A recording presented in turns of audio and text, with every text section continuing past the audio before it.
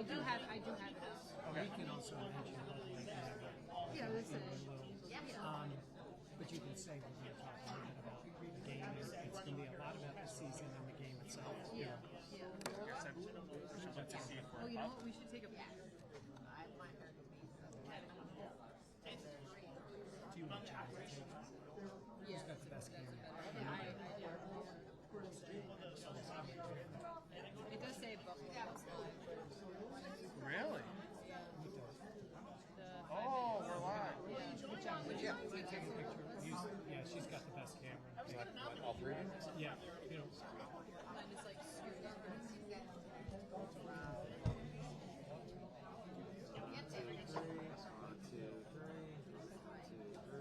And then can you take one vertically really fast? Oh, yeah, sorry. She needs For the gram. TikTok. Oh, TikTok. Yeah, sorry. Very good. Thank you. Appreciate it. Yeah. Oh, the sign looks really cool. Who'd have thought after all these years I'd be on TikTok? Really?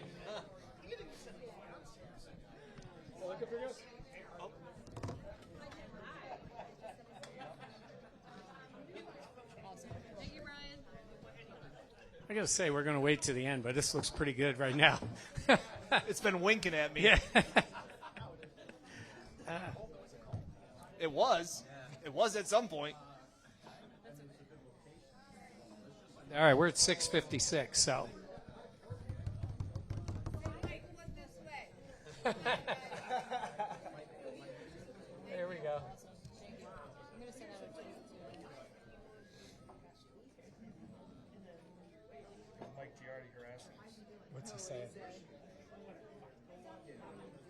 He said, hope there aren't any kids in attendance because of my mustache. Oh my God.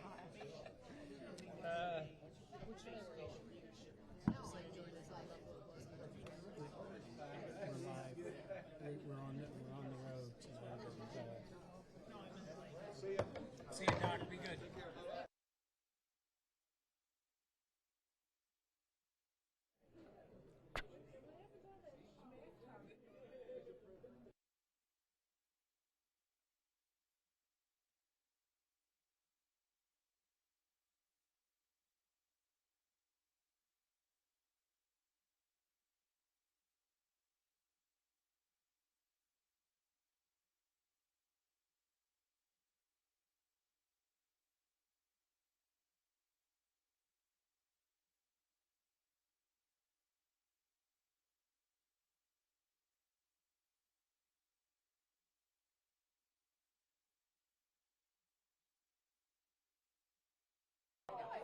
All right, 2 minutes, 2 minutes.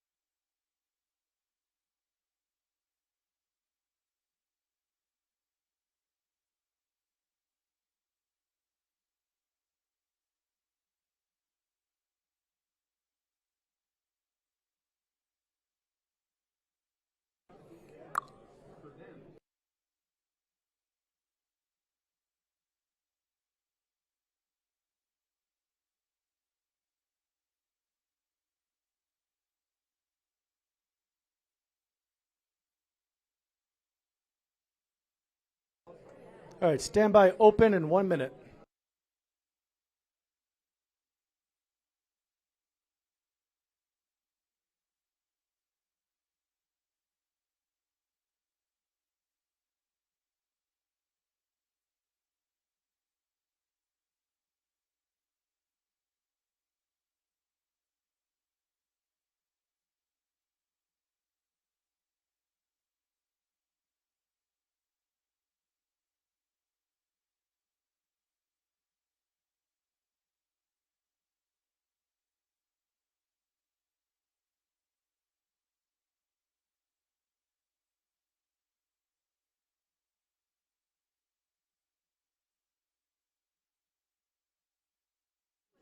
20 seconds.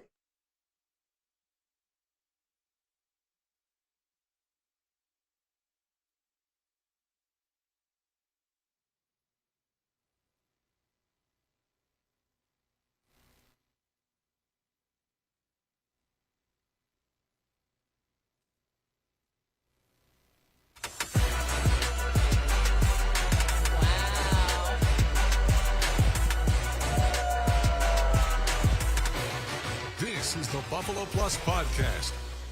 Oh my goodness. Hello everyone. Welcome to the Buffalo Plus Podcast. We are live tonight. We have the full crowd if you guys want to give a little cheer as we're here at the Thirsty Turtle. We're here at the Thirsty Turtle, Bud Light, the sponsor, Lake Beverage, Thirsty Turtle, and Victor. We want to thank you all so much for being here. Awesome. For also joining us on the Buffalo Plus YouTube channel. Please be sure to like, comment, and subscribe. That's There Mike we go. Catalana, Dan Yep. Fates. I am Jenna Cottrell. We're going to get into this Bills season ahead, the 2025 season finally being here. A little preview of the matchup with the Ravens, as well as credit to me, and also some other special stuff mixed in. So we want to say thank you so much for joining us here tonight. And Mike, what do you think? Bud Light sponsoring this. Oh, this is great. Do you ever stop talking? That's it. For God's sakes. It was And you so wonder- hard not to interrupt. I know, and we did. She kept Aren't talking. you proud of us for not Yeah. interrupting Jenna? We let her speak. And she nailed all the sponsors. Yeah, She did. You tried. This is awesome. We love getting a chance to see you, and we appreciate your support. I've been doing this a long time. I've been doing this a decent amount of time with these two. This is the most fun I have of anything I've ever done covering sports. Jenna's gonna cry. Oh, no. It started. I know. But That's we're so also sweet. Yeah. we've also reached the season, and I can't wait for it to get started. So know. Sunday night we're going to be ready to go. Yeah. That's it. Again, this is pretty. We did this last year here at the Thirsty Turtle, but again, surreal for the support. This channel has grown so much thanks to you guys. So again, really appreciate Yes. all of this. None of this is possible without Bud Light and Lake Beverage and the Thirsty Turtle. All this stuff, we just really appreciate it. The first of the Buffalo Plus tour. Yes. As there are 5 more events, playoff events could be down the line. All of those things. Super so Bowl just really, events could be down the yes, line. This is very cool. So. All right. And I also wanted to mention, he just walked in. He's standing over there. Greg Connors has been a big, big supporter, Connors Yes. and Ferris, Yes. of our podcast Thank for you to years. Greg. And He They- believed in us when Yes. we did nothing. And now- When Probably when should have. Yes. And now, Greg, it's what awesome. were you thinking? But he's also going to sponsor our brand new podcast studio that's you will see debuted next week. So Yes. that's going to be a lot of fun. So Yeah, thanks as always to Greg Connors. It's going to be awesome. All right. Are we ready to talk Bills football? Yeah, let's How go. are we feeling? Let's go. All right. We're going to start with some positives. Let's start with, we're going to go with kind of 10 things, what we think, bigger picture, then also talk about the Ravens matchup. Mike, what is the biggest strength of this team as we get into week 1 and the season starting? I know this is a hot take. It's Josh Allen. Your sarcasm is thick tonight. Okay, Your see, Philly is showing. everything we talk about, we just say, exclude Josh Allen. Yes. Exclude Josh Yeah. Allen. You got to exclude Josh Allen. Obviously, even Dan knows Josh Allen is the number one guy. What is? Because I'm dumb. Is that a dumb comment? No, I think the strength of this team's the offensive line. I really think it is. I think it's, look at that. Look at that. Look at that. We agree. That scares me. It's the O-line. They've done a great job with that group. I mentioned before we started here, I think Connor McGovern's done a really good job. He's the next guy I think they'll sign. But that draft pick of Spencer Brown has worked out. Yeah. Dion is Dion. And I love Osiris Torrance. Like, they are really solid on that O-line. And even as good as they are, honestly, I think they can even be better. The one thing they do, knock on wood, this is wood, is they stay on the field. They play every week. Yeah. That is huge, and hopefully they do that again. One of the big things they talk about when you draft a young quarterback is the 3 Ps. It's protection, play caller, and playmakers. Nailed it. Nailed it. You almost, yeah. I almost, Yeah, I almost it's okay. didn't quite stick the landing, but I think that's something that Bean has done really well with the development of Josh Allen. It's the NFL. It is so quick and reactionary, and to give Josh the time, and again, I love Brian Daboll more than certain members of my family, as I have said time and time again. What he has meant to Josh's career, obviously we're now past that, and Josh doesn't need necessarily that. But to have Joe Brady and to have the offensive line, we can maybe agree or not on if Josh has enough playmakers around him, but the protection has been phenomenal. And to your point about Osiris Torrance, nailed that one because I didn't want to do it. I didn't want to turn him Irish again. I think that he could be on the verge of an all-pro season. Like, I think he's that close. And it's not like at tackle. Like, it's tough for Deion. Deion can have an amazing season, and you still have Trent Williams, Penei Sewell, Joe Alt. Like, Deion is very good. He should be a Bills Hall of Famer, but it's tough to crack that all-pro level when you have some of those guys ahead of him. I think it's open at guard, and I think Osiris Torrance could be the guy that at the end of the year we're going, he deserves all-pro honors. He has honestly been one of those players that being drafted and you don't even think about in the best way possible because of how solid he has been throughout his entire career. And I think we talk about like, drafting O-line, whatever, interior guys.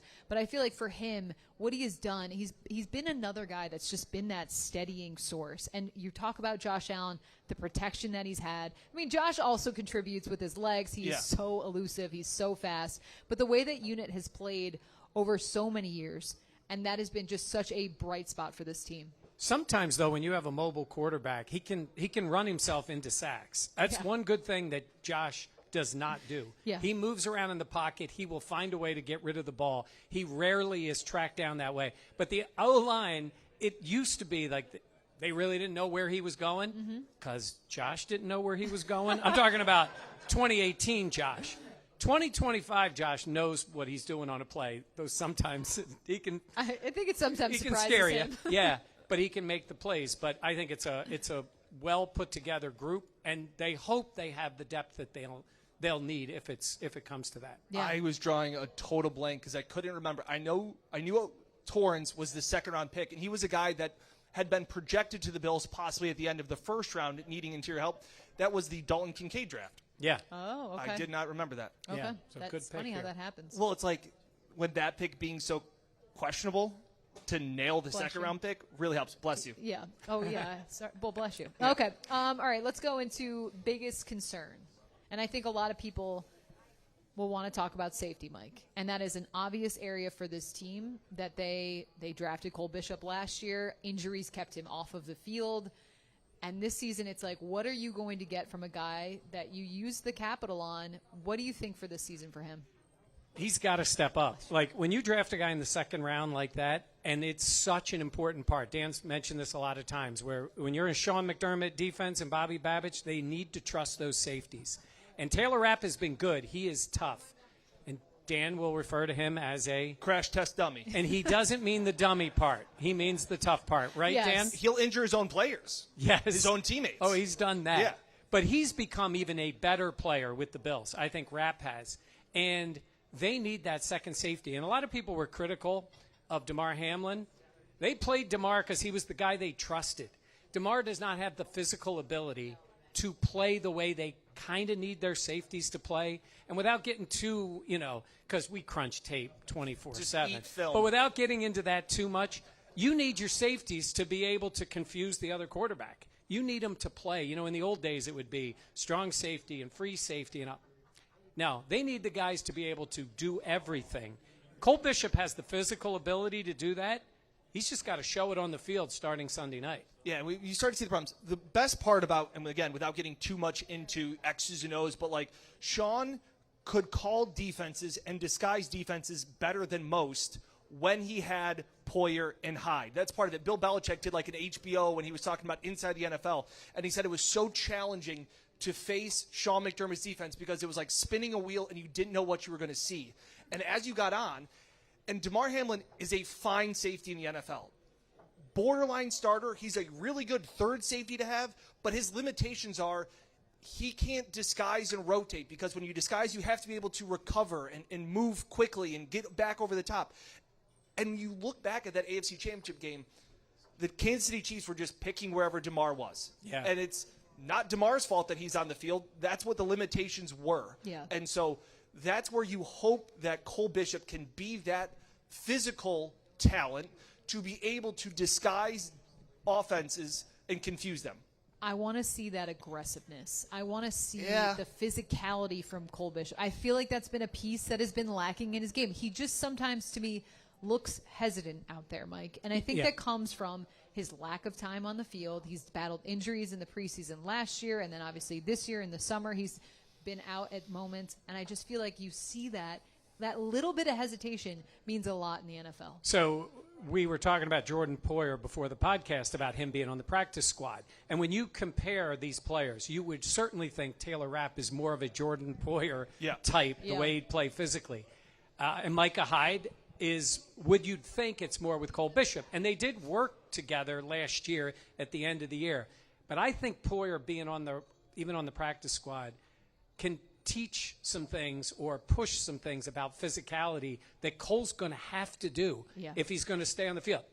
I'm saying it's a meritocracy in this league. You got to be good enough or they're going to play somebody else.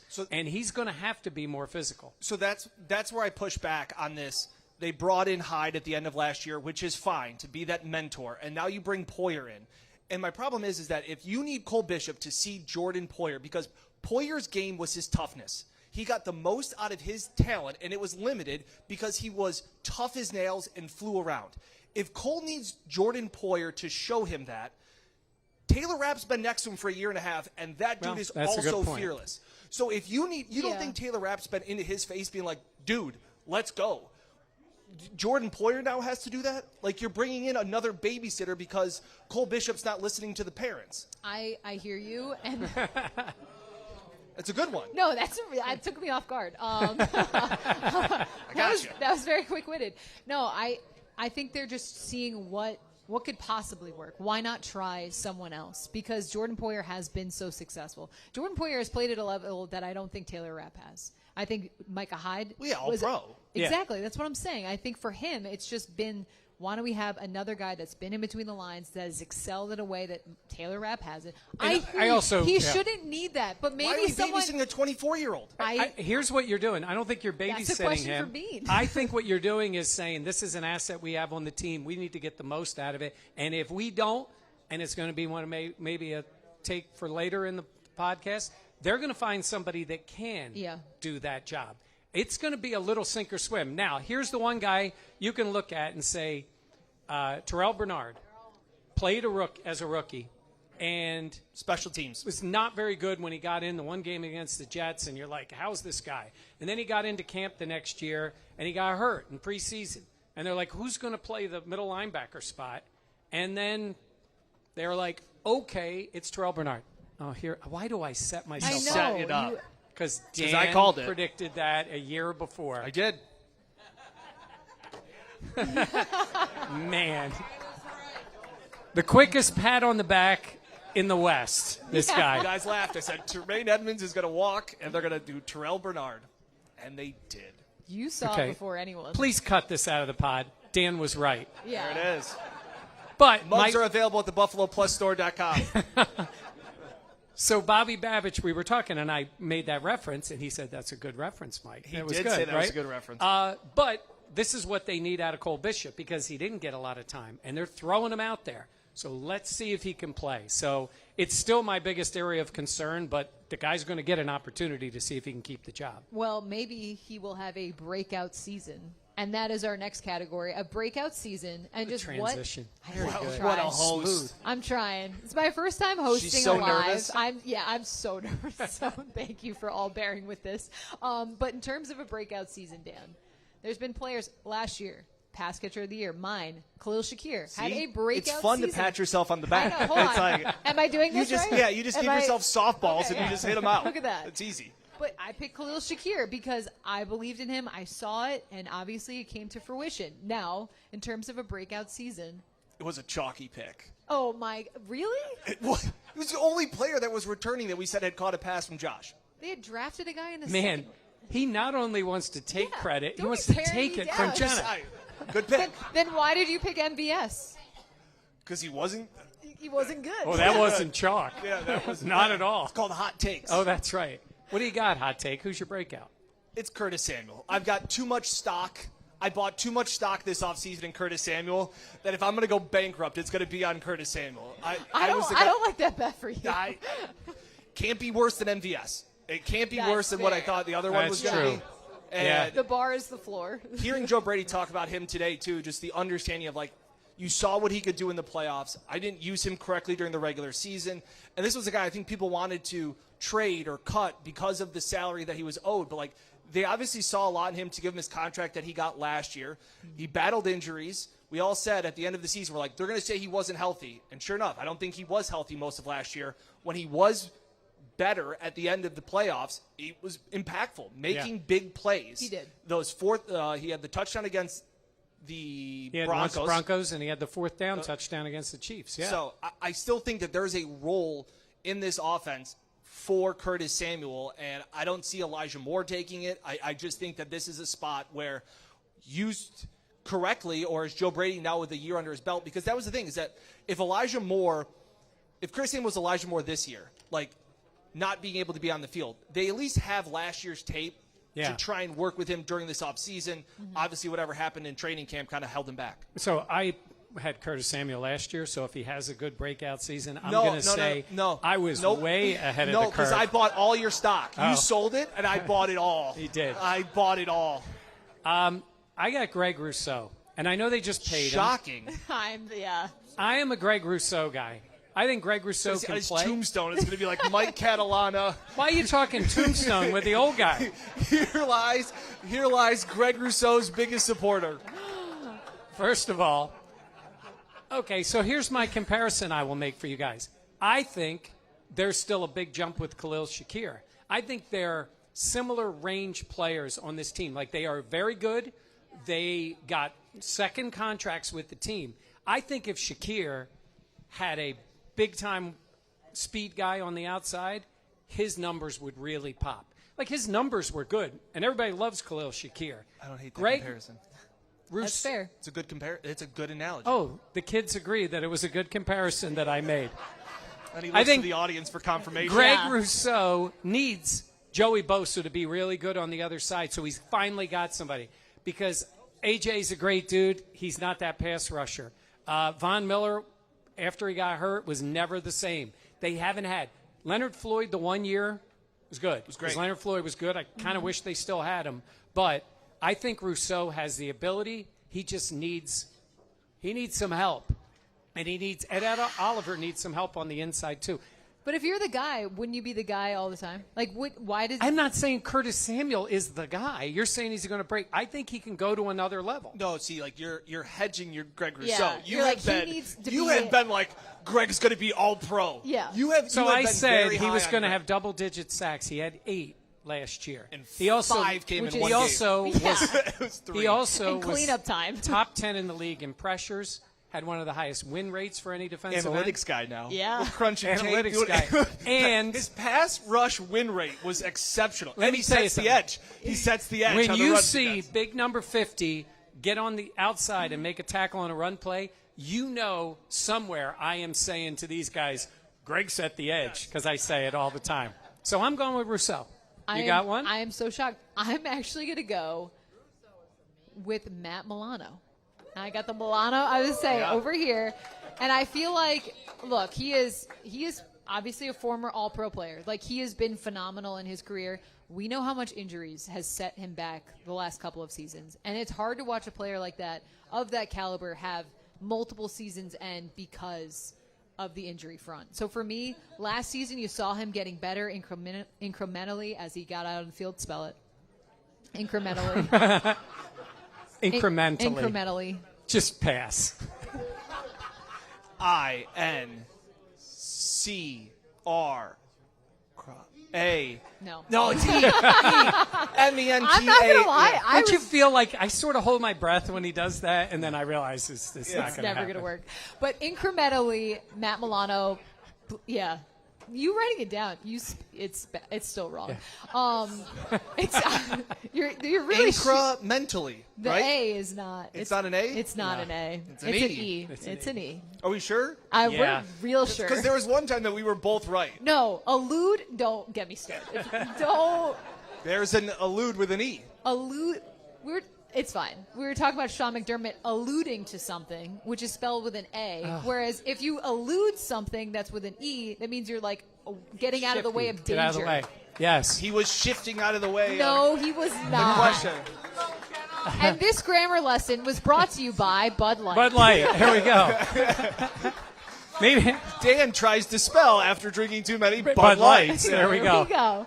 Okay. Getting back to what I was saying about Milano, I just think that he's putting it all together. I think he has a lot to prove to himself, honestly, Yeah. and I think it starts with that. And then also having Terrell Bernard next to you, the player that he can be. We've seen it, and I think this is a year he returns to that. And what would that do for the Bills? Yeah, Jenna asked us, is it okay if I say Matt Milano? Because, like you said, all-pro player. He hasn't been on the field enough. We have seen those flashes. I got to say, at practice and in camp, he looks a lot like Matt Milano. Yeah. So you just got to hope the guy stays healthy. His instincts are off the charts. His physical ability when he's healthy is really good. And he and Bernard have just not gotten enough time together. I think they can be great together. They were together for 4 games at the start of 23. And they were phenomenal together. The Yeah. turnovers they forced, the sacks that they had, the interceptions, the pass breakups, like they can be a dynamic duo. And to Jenna's point, you do kind of forget how, like, the Bills have just learned to live without Matt Milano the last, Yeah. 2 years. Like, ever since that London game, they had to replace him. Then he gets injured at the practice right before in Pittsburgh. Yeah. I remember being there and telling Dion that, like, hey, how you guys going to deal with Milano out for the season? He's like, what do you mean? It's like, Milano tore his pec. He's done. And then he was like, that sucks. Yeah. It's like, yeah. But it was almost like at that point, you almost expected it or you almost knew how to deal with it because you had done it before. And whether it was what was left of A.J. Klein or other guys that they had brought in, who is probably getting a call from Brandon Beane to be on the practice squad Who's at on some vacation. point. Him, Kyle Williams, Lorenzo Alexander. Jim Kelly, Thurman Eric Thomas, Wood. Scott Norwood. Scott Norwood. Yeah. They need a kicker, Yeah. you know? Tasker.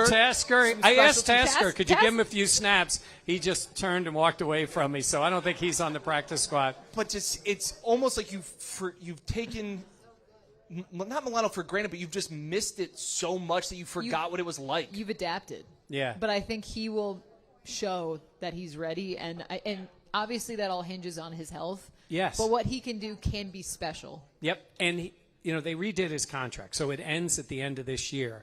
But they love Milano. Like, Yeah. if he's good and healthy, It's because he's such a talker. oh my God. The guy, he's one guy that would not interrupt Jenna, I would say. Milano says nothing. He The did only speak one. in Hard Knocks, if you saw it. It was quick, but he spoke. He never speaks to us. And what did Sean say? He speaks to him a little more than he bit more. speaks to you guys. But the guy can play, so. And that was the other thing, too, is you talk about moving on and his contract being up and what did that mean for the future. Last year when he wasn't playing well, right before the playoffs, and it was like, hey, are you comfortable sitting Milano down for the sake of the team? And Sean was like, no. Yeah. Like, I'm going to ride with Milano when he's healthy. Like, that goes to show you that while his contract may be up, if he's anywhere near the caliber of play that we know that Milano can be, they will not hesitate to bring him back. Yeah, that's very true. All right. So the next category, pass catcher of the year. Hold on, let me Wow. get my crown on. Man, What a she's learning from diva. Dan. Did you see that? So Chuck? wait a minute, What since you diva. had Also, Shakir. the diva of this podcast is absolutely Dan Faith. Yes, there's no question. Yes. Yeah. Yeah. Just own I it. love you, but yeah. A little bit. So you picked Shakir last year. So are we talking about yardage as pass catcher of the That's year? what we did last year. So who will lead the Bills in receiving yards? Yes. Does the You does had the it first. princess go first? I'm riding with Go my ahead. guy, Khalil Shakir, the Yak King. Yeah, I was I saying, love Shakir. He just got the new contract. I think what he's done for this team, the rapport he has with Josh, I think he's one of those players that just is a safety blanket. And when you need a big play, you can rely on him. Absolutely. And there's one thing you'll know when you watch the game. His catch rate. The passes thrown to him, how many he catches. It's insane with him. Like, if it's thrown to Kincaid, excuse me. No, Just That's kidding. a little different. Yeah. Wow. Sorry. You Yeah, wish. that was Freudian. You wish. If it's thrown to him, Shakir, he usually catches the ball. I'm going to go Josh Palmer. Can I double up? Double up? Yeah, you pick whoever you that's want. Fine. Because I think it could be Palmer. You go first, Michael. What about I Coleman? just said I'm going Josh Palmer. Do you want to explain your pick? I like the way he plays. We just- He has had big target seasons. Like when he played with the Chargers, they threw him 108 passes one year. He's put up good numbers. In fact, as much as we like Shakir, he's played 1 year longer in the NFL, and he's played with Justin Herbert, who's a good quarterback. He ain't Josh Allen, but his numbers are better than Shakir's. He played more early on than Shakir did. I like the way he runs routes. I think he's got some speed. I think he's going to get a decent amount of targets. Might take a little while, but I'm a fan of his. I like Palmer because I think he brings something that they didn't have. For as much as I like Keon, and I'm hopeful because we saw flashes of it, I still think that Keon is really good 9 yards and in, and I don't know if he's necessarily that deep ball guy that they maybe hoped he would be as this X-wide receiver that would line up on the outside. I just don't think that's his strength. I think in a perfect world he would be lined up in the slot more, and Dalton Kincaid would be on the sideline or like somewhere else, like so that Keon could actually do more. But I like Palmer because I think he can win at multiple levels. I think he's quick enough to win at the line of scrimmage. I think he has the intermediate route, and I think he has the speed to go deep. But I've learned my lesson taking MVS, so I'm going to go with Khalil Shakir as well. I think he actually gets 1,000 yards. Wow. I thought you were going to pick Josh Palmer. I'm going to go with Shakir. Okay. Chalky. Wow. Yeah. You going to talk smack about yourself next year? I think he actually may again, I'm not as high on Keon as other people or Kincaid. I think it may be relying especially more early on for Shakir. It could be a 1,000-yard season for him. Yeah. Pressure meter. Yeah. You bring up those names. Who do you think is under the most pressure this season, Mike? I have Bishop. I have Babbage as DC. Oh. I have Keon and Dalton Kincaid. They need those guys. Look, Dalton Kincaid's a first-round pick. Keon's a second-round pick. Bishop's a second-round pick. And listen, I will say this. And they always know when I say listen, they think I'm going to make some big point. No, we don't. Well, actually. I think Brandon Beane has let down Sean McDermott and the defense with some of the players they brought in. I don't think they have elite players on defense enough. And on offense, they have very good players, but you start out with 17, and he is the cheat code for everything. So it makes the offense better. They've done a good job on the O-line, much better than the D-line. They've done a decent job of good wide receivers because you have Josh Allen. Yep. They had James Cook, a good running back. Like, the offense is in pretty good shape, as we saw last year. Maybe they need a little more of spectacular players.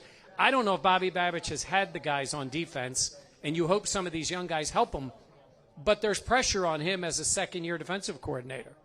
It's interesting. I never thought of when I didn't think of Babbage at all when I thought of guys that are under pressure. I mean, I think of the Dalton Kincaid, who was called out essentially this season. Right. I think of Keon. I also think of Sean and Bean. Yeah, yes. And that's the obvious thing when you think about it. But I think for me, Dalton Kincaid, when Bean drafted him, it was this guy is like a wide receiver. Traded up To get him. And there is the pressure that comes with being a first-round pick. I don't know if that's fair or not, but that's the reality of the NFL, and that's how this works. Well, and you said they sold him as a difference maker. Yes. A mismatch. Yeah. And this is year 3. I think that this is, and they're going to contractually have to make decisions soon on what they want to do. So for me, we've heard Josh talk emphatically about, spell it? No, I'm kidding. But emphatically about believing in Dalton Kincaid. Believing in Dalton Kincaid. I know Josh loves him, sees the ability. I want it to be apparent that he is that guy that they brought him in to be. You and me were up there in Buffalo when they drafted him, and we went outside and did a video afterwards, and I was like, I don't get it. I don't understand it. I don't understand why they drafted a tight end after they had just signed Dawson an extension to Dawson Knox. Yep. Like, I didn't feel like tight end was a glaring need. And so it was pitched as, hey, here's this guy that can be a mismatch. And in today's NFL, if you can have a tight end that can stretch the field and put pressure on, be too big for safeties and too fast for linebackers, this is what it can be. And we've just never seen that level of mismatch. So I think more than anybody, it is Kincaid, because his future in Buffalo is very dependent on this season, meaning contractually. For as bad as a season as the Bills could have, Sean McDermott ain't going anywhere. Brandon Beane's not going anywhere. Yeah. Babbage, I don't think I is don't going think so either. I'm just saying is Dalton's future in Buffalo kind of hinges on where he is long term on this season. Yeah. Because they have to start thinking about it. We can't be going into Brandon Beane can't be going into this next season and going to training camp like, well, we're still on the hoping what Dalton Kincaid can be. It's that or it's the poop or get off the pot. Okay. When I said Babbage, like I said, I also want to emphasize, I don't think he's had the guys. I don't think he's had the players. A lot of the guys the Bills let go from last year's defense either didn't sign with other teams or signed the week before the season started. They were not high-end players. There was a series of them. And so the hope is these young guys will help them. But I just think there's pressure on anybody involved with the defense this year. It's just got to be better. No, it does, to help them get over the hump. I think we talk about it all the time. What is it going to take for this Bills team to get over the hump? And I think having a defense that's able to contain a guy like Patrick Mahomes, a guy like Lamar Jackson, all those things. All right, biggest off-season addition. To me, it is Joey Bosa. Yeah. Now, can he right? I mean, the Bills have been after a guy that can get after the quarterback. And if you don't know, he can really help Greg Rousseau, too. Yeah, it's about time. He can. Right? I do agree that he can. I have Joey Bosa here, and I said here to help Greg Rousseau. Right? That's what it is. Because Greg needs help. Joey Bosa has been, when healthy, an elite pass rusher in the league. All those Bosas. He has been that guy when healthy. You got to be on the field.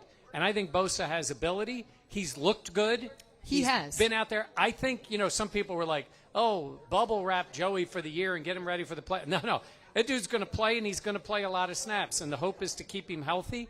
I think he's pretty happy to be in Buffalo right now, and then he'll get his opportunity. He told us during training camp, he was with the Chargers before, he said at training camp, which mind you is July and August, he had spent more time with his Bills defensive lineman teammates than he did his entire, essentially, decade in L.A. Yeah. I'm like, dang, they did not hang out at all. Yeah.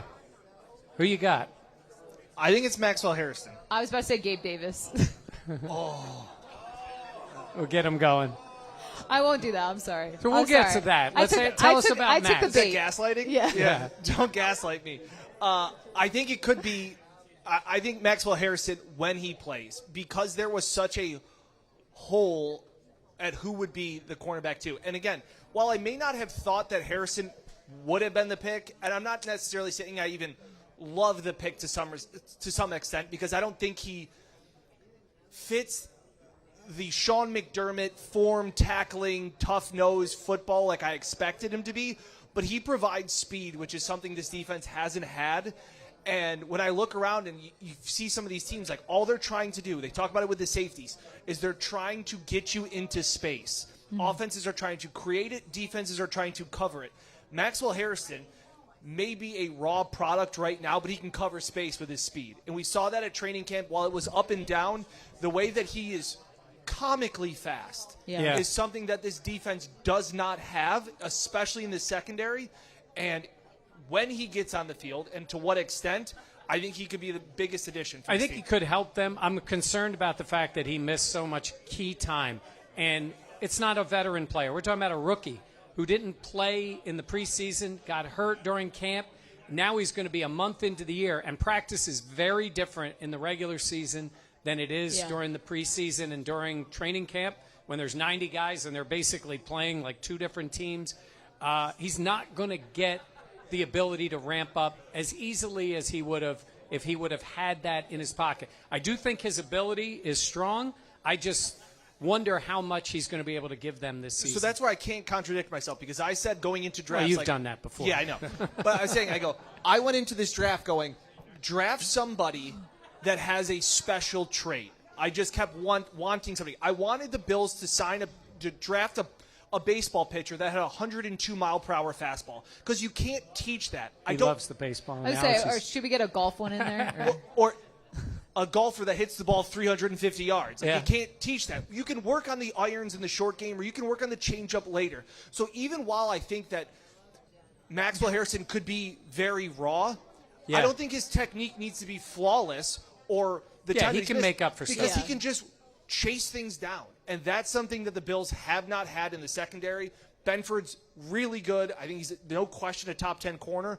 But, like, they haven't had two corners that can just say, we're playing man coverage. Yeah. Like, that's not what they do. That's why Christian Benford's so good, is that he's smart. But if you have Max who just has raw speed, I think that's a big boost to the secondary. Yeah, my concern is just him getting on the field. Yeah. And he is small. Like, he is small and he is thin. Small. Yeah.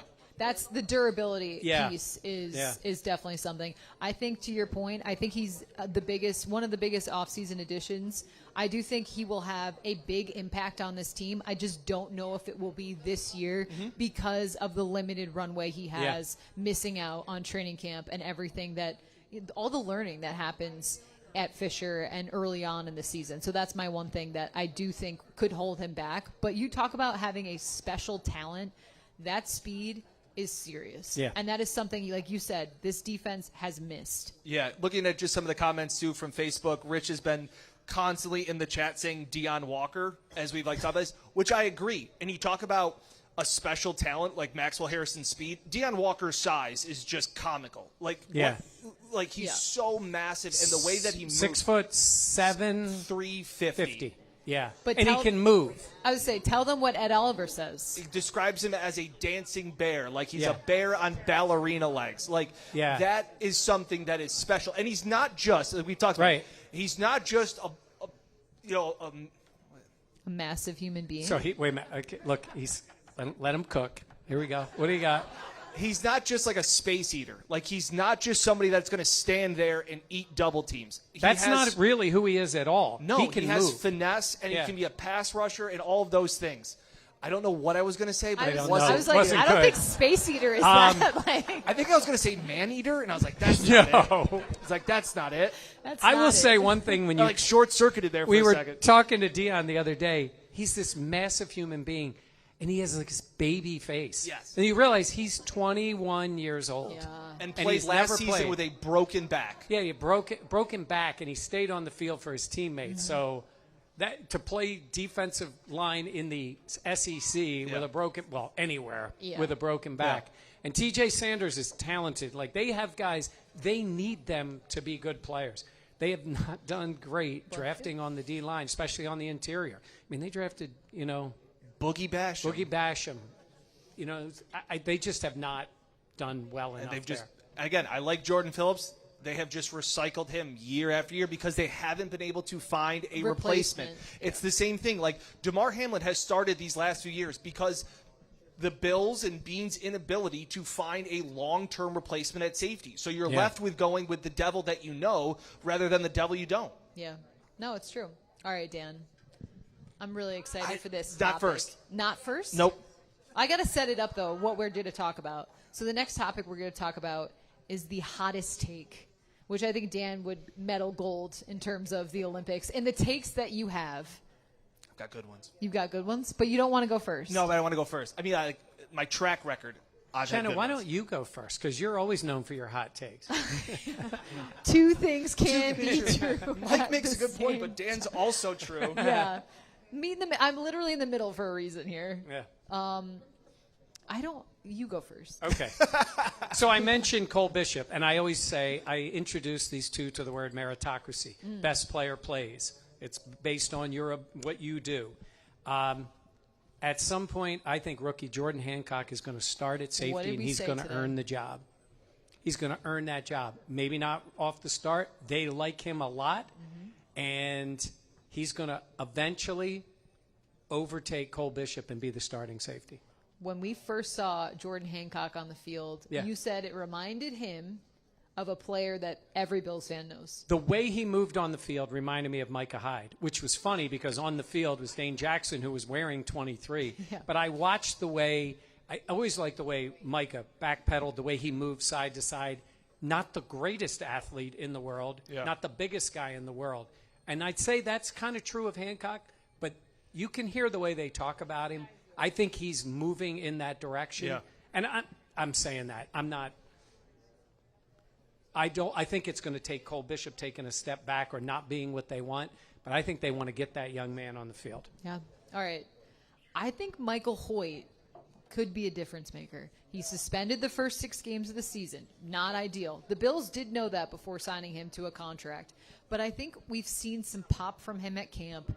He's made some noise in his ability and just the motor that he has. So for me, Michael Hoyt, look, I know he's not coming back till later on in the year, but I think he can give a boost to this defensive line in a way that they have been waiting for. Joey Bosa, I think, contributes, but Michael Hoyt, I think, can add that edge that this Bills team has been looking for. Steven Gosnell catches the game-winning touchdown in the AFC Championship game. No, Wait, Steve. No, Yeah. I think it's been one that I've been high on all year. Is I just really think that T.J. Sanders will get the second most snaps for a defensive tackle. I think as the year goes on, I think Daquan Jones' snaps will decrease and T.J. Sanders' snaps will increase. I really think very highly of him. Deion Walker gets all of the attention because of his literal just size. And he draws attention by just standing in the huddle. But I think T.J. Sanders provides a bigger version of Ed Oliver that can kind of not only be better against the run than Ed is a little bit, but also have that inside penetrating ability to affect the quarterback. They've always wanted to. Like, everybody overreacted to the Eagles Super Bowl win. Mike, congrats. We have made it 41 minutes into this podcast. I never said a word about that. Yeah, I know. I'm just saying. And everybody's like, by the way, you know how good if you get interior pressure on the quarterback, it can really disrupt them. It's like brilliant. Yeah. Like, no way. It's like the Bills have been trying to do it. That was. By the way, can I just pause? Was it not great to see Mahomes just get his head handed to him? No notes. Say it. Say your favorite fun fact about the Super Bowl. Oh, and by the way, that game was 40-8, and they dumped Gatorade on the Eagles coach, and Mahomes stayed out there and threw 2 touchdown passes. The ultimate garbage touchdown passes in the history of the NFL. Did I get that one out there? Yeah, that was good. I've used that one multiple times. Yes. Yeah. That is fair. I think that this defensive line, I'm cautiously optimistic, can be a strength of this team and not a weakness like it has been in years past. I think that is also the key in the playoffs. Yeah. Like when you need to get the pressure, who is going to step up to do that? I totally see what you're saying, though. T.J. Sanders, maybe not originally, but as the season goes on, because the season is a journey, right? You should probably tell everyone not to overreact on Sunday. We'll save. We'll wait until. Okay. We All right. Yeah. But that being said, I definitely like both T.J. Sanders and Deion Walker. They're going to need to. Yeah. Yeah. I have a negative hot take. Oh. Okay. And I don't again, we talked about this. Jenna's like, you're going to go full heel on this show and all of this stuff. I am concerned that the offense is going to take a little bit of a step back. I don't see this as an offense. Josh is incredible. I still don't know if they've done enough. And you've said it, bringing back James Cook and obviously figuring out that contract situation was massive. Yeah. I still wonder if they have done enough to help Josh. And I don't want this Bills team to end up being this Packers Aaron Rodgers, where they never gave him enough or the right players to win multiple Super Bowls. Yeah. And again, any Bills fan here would take one Super Bowl like Aaron Rodgers has. But I'm just saying, you look here and go, he's so great that I just want enough and more playmakers. I think, Dan, the point he's really making, too, is the way they did it last year. They were very efficient. They also turned the ball over 7 times. 6 times on offense. Yeah. 6 times, and every one of those turnovers was made by the guy they probably should just get rid of because it was Josh Allen. He had 4 interceptions and 2 lost fumbles. No running back lost a fumble the entire season, which is Yeah. Crazy. Yeah. And And Josh I would- only threw. I would bet my mortgage that the Bills will have more than 6 turnovers this season. Your father-in-law's here. He doesn't Yeah, want to hear he's that. shaking- I would. It's He's okay. shaking his head. He's got a beautiful house. He would welcome me with open arms and my Well, family. he'd welcome his daughter and Yeah, grandkids. yeah. That's where my level of concern is I think there's a regression there. It's not that Josh won't play as well, but like again, we've talked about it. Josh didn't win the MVP based on his stats. He won it because he did more with less. Yeah. Yeah. And I don't know if Josh Palmer and hoping that Keon and Kincaid step up is necessarily enough to help Josh and this offense get through. Because we've gone back. It's on NFL film or network all the time. That AFC Championship game against the Chiefs last year was a slog for this offense. Mac Hollins was your best receiver, and you let him go. Like, that's where my level of concern is for this offense. I think the defense has optimism, especially what it'll be later in the year when there's been experience and you have all that kind of health and all of those things. But I do have a little bit of a concern for the offense. The other thing is the defense, while they struggled last year, took the ball away. Insane numbers. Yeah. That's how they beat the Ravens in that game. The defense took it away. The offense was pretty pedestrian in that game, but they ended up scoring 27 points because the defense took the ball away. Yeah, did the job. All right, let's talk a little bit about the Ravens matchup on Yeah. Sunday. I know a lot of fans very excited. I mean, this is a big challenge right Yes. out the gate. We talk about how this could be possibly for the 1 seed. It could be an AFC championship, playoff primer, all that stuff. So I want to ask the Picasso Pizza Player of the Week. Who do you think, other than Josh Allen, comes to mind of a player that could be a difference maker on Sunday night? Yeah, I'm going to say Terrell Bernard because they're going to need a good game out of the defense. Now, that doesn't mean they don't do something offensively, but Terrell Bernard made an incredible play last year. Yeah. One of the biggest plays, God, if they would have gone on and beaten Kansas City, it would have been thought of even more. One of the biggest plays, playoff plays in Bills history. Yeah. What Yeah. he did with Mark Andrews taking the ball away, just an incredible play. I think he's got the ability to do that. He has great instincts, and I think they're going to need that out of the defense to keep them in the game and try to slow the Ravens down. And I think it's going to come more from turnovers than just stopping them at the line of scrimmage. I think for me also, I'm sorry, I'm thinking about pizza now, Picasso Pizza and a Bud Light. Are you Yeah. kidding me? Slice of pizza and a Bud Light pizza, sounds really good. Yeah, it does sound really good. I think my player of the week in terms of who I think, James Cook. I've talked about him all off season. I wanted them to re-sign him. I know some people, thank you for the applause. That makes me feel so good. Some people were like, you're crazy, I can't believe it. But I think early on, How do they sound? shut up. How But I I think- read the comments? Yeah. Burp, burp, burp, burp, burp. But I do think early on, sometimes it takes a little bit of time for players, especially sometimes Josh Allen in the season opener, to get into a rhythm. And that's okay when you have a guy like James Cook that Yep. can be dynamic with the football in his hand. We saw how amount of touchdowns he had last season, and I think his game evolved. It took the next step because we saw the dynamic, explosive plays that he was able to put together and how that changed the way other teams' defenses had to react to the Bills' offense. It wasn't just Josh and his arm and running the ball. It was also James Cook. Where is he at on the field? And you need to make sure you're able to tackle him. So for me, James Cook is my, Picasso Player of the Week. Yeah, thank you, because I just think what he can add. Yeah. And Dan, it is so important for a team to be able to win in multiple ways, and that includes running the football. I love when Jenna just tells Dan the way it is. Yeah? What was that? Sorry. Yeah? Oh, okay. Was I right? That's debatable. I know we've talked about him a lot, but if the Bills are going to win this game on Sunday, Cole Bishop has to be. I'm not saying he has to be the star. He doesn't gotta be have to. good. He's got to be really good because you talk about all this extra prep time. The Baltimore Ravens are circling wherever Cole Bishop is on the field. That's where we're going to attack. Whether it's going to be running or whether it's going to be with Mark Andrews or Zay Flowers, that's where they're going to attack. He doesn't need to have. I'm not saying he needs to have an interception and a forced fumble and all these things. He needs to be good and He needs to be competent. competent, and that's what he wasn't last year. Well, yeah, and like I said, that first game, nobody was good against the Ravens, Yeah. and they got run over. As a team, they were much better, certainly defensively, when they won in the playoffs. Picasso's player of the Play of the Game? week. Play of the Yeah, week. perfect way to tailgate. All right, season prediction and game prediction time. You want to start? You want to go first? I'll go first. Yeah, because she's so So- excited about this. For Sunday night, I have the Bills winning 31-24.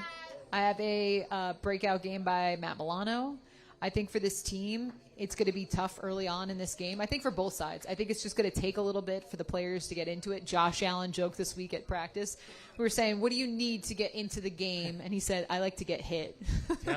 Well, Like, he's no. yeah. But- He said he used to like to get hit. Well, I was going to follow Yeah. up and say that's Oh, what sorry. he used to I interrupted need. her. No, that's mild for you. But I think for him and for this team, it's going to take a little bit. But I think once the Bills get going, I think James Cook. I want to see some stuff from Keon Coleman. What can he do in year 2? And then the defense, I think, does enough. I think they're able to weather the storm that is the Ravens and their just offensive firepower. But I have the Bills starting out the season 1-0, 31-24 win, and I have them in terms of my season preview. I think the Bills can win 14 games. I know that might sound, but I think the way the schedule opens up, when they played certain teams, how they were able to attack, I think the defense needs to get figured out. But I have the Bills going to the AFC Championship game. I think they beat the Ravens, and they head to the Super Bowl. Look at Jenna firing up the crowd. Wow. Look at Jenna. Right before. Yeah. So here's what I'm going to say. Yeah. I So have. how's the play, Mrs. Lincoln? No, it doesn't work there. You just shoehorn that into everything. So I'm going to start with the good stuff. I also have them going to the Super Bowl. I have them beating the Ravens in the championship game. I have them at the lowly 13-4, not 4. Well, you have 14-3. I have them 13-4.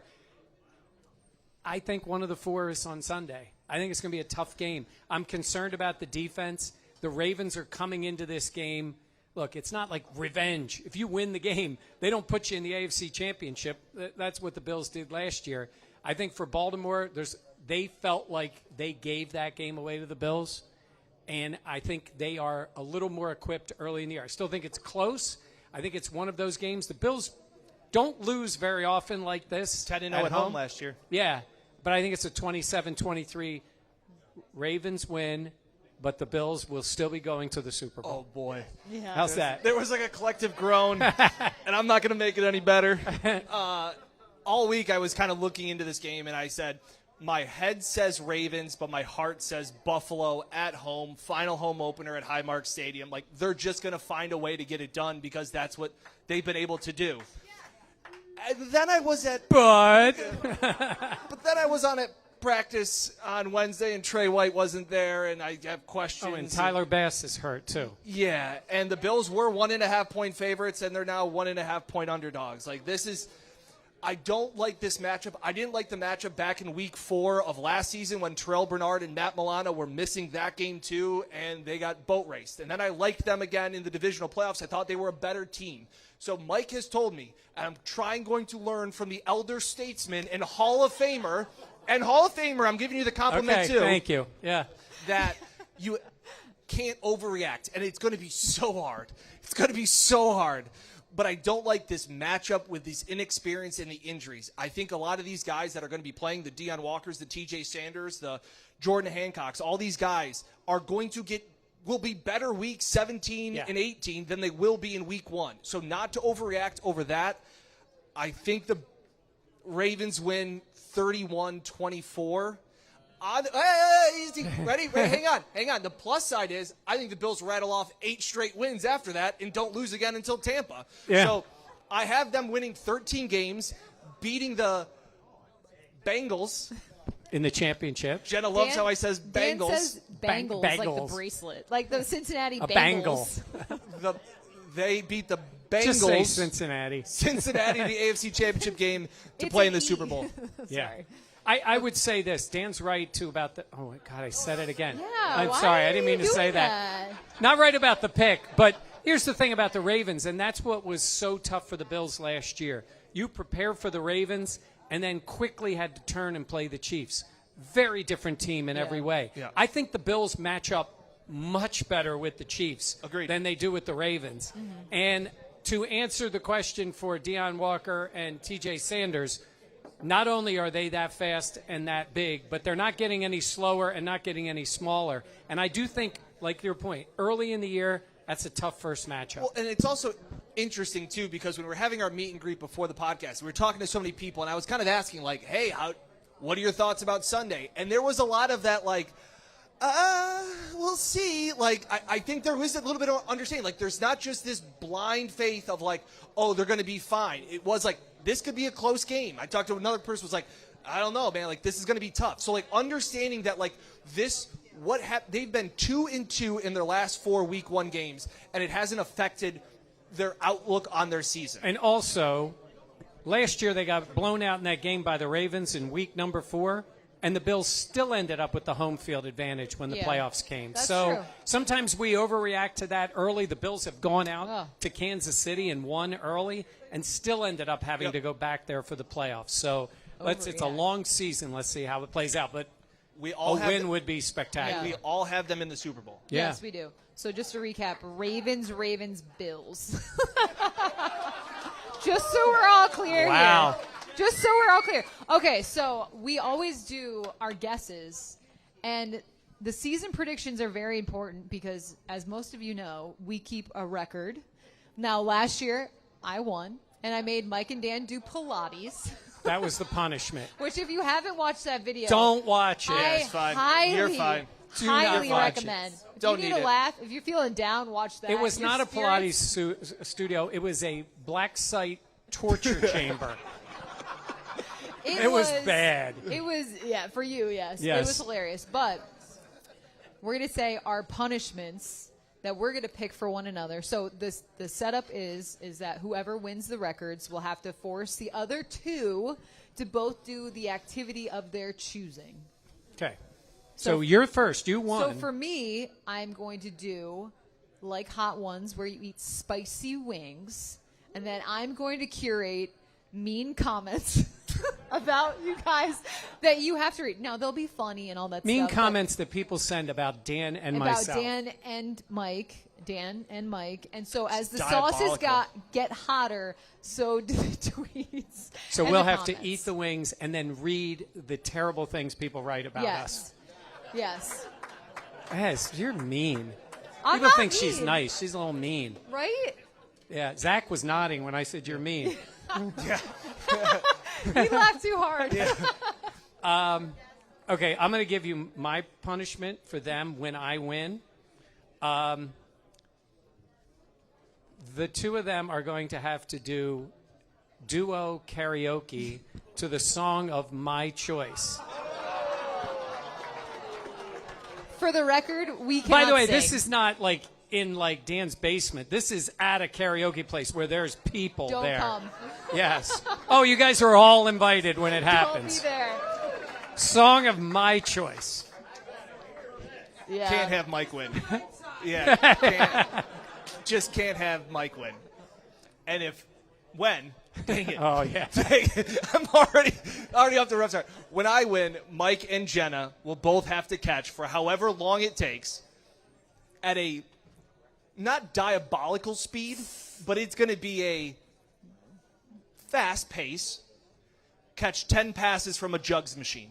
And you guys can be on the other end of receiving the pain. Do we have to walk into the jugs machine Hold as on. well? So you, I don't know if you guys remember that. Dan literally walked into the jugs machine. It wasn't turned on. No one was using it. Dan just banged his head against it at training camp. It's a stationary item, in Yes. case we're wondering. And the amount of times that I walk out of the tunnel at Highmark Stadium and there's like, watch out for the jugs machine, Dan, and at training camp. So we're going to catch passes like the players do. Like the players well, do. hopefully.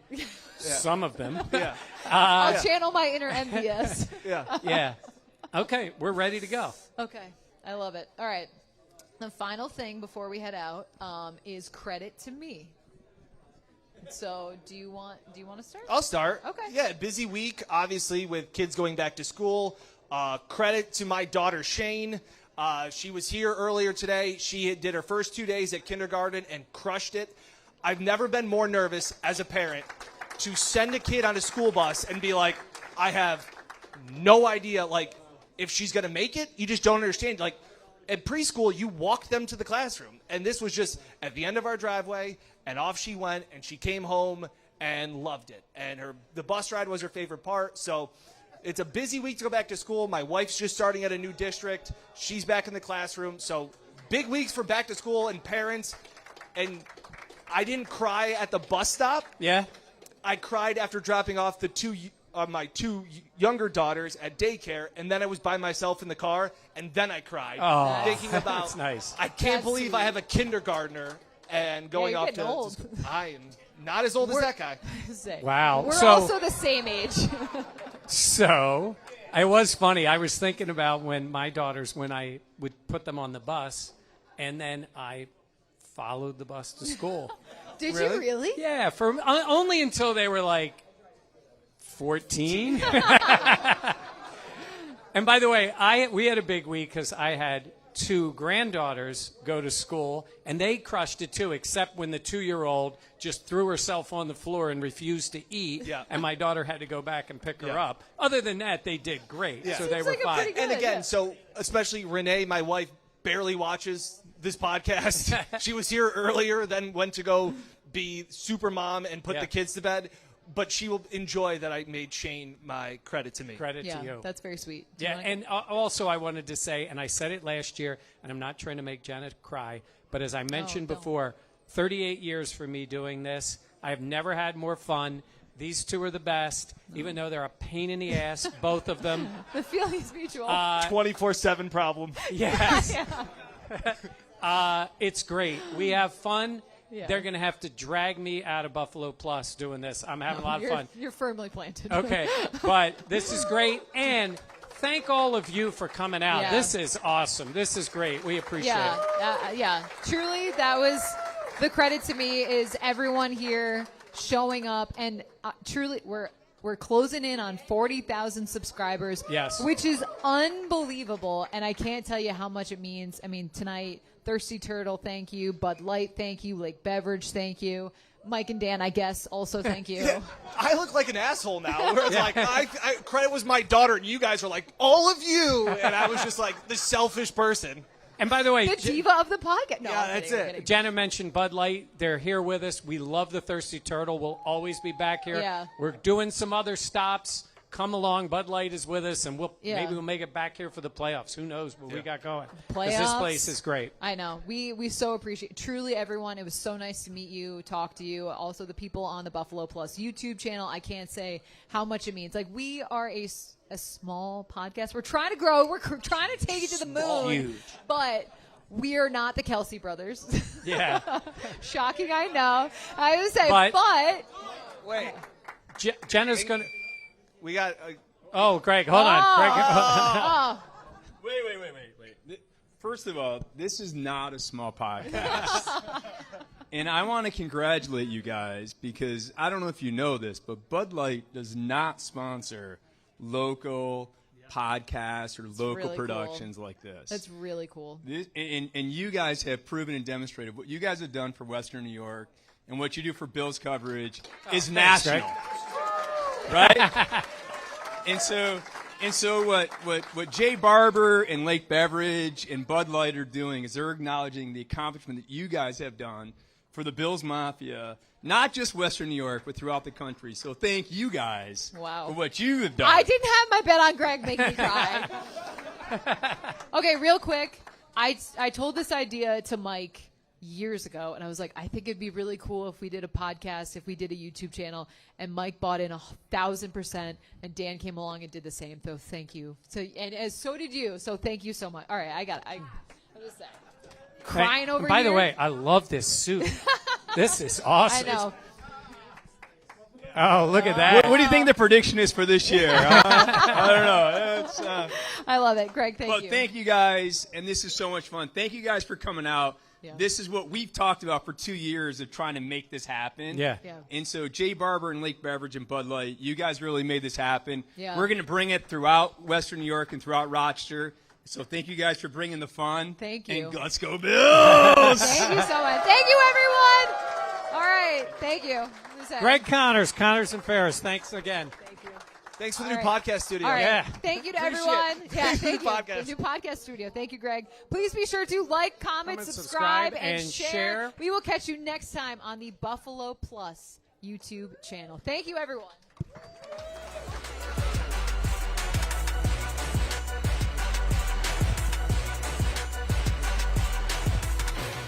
This is the Buffalo Plus Podcast.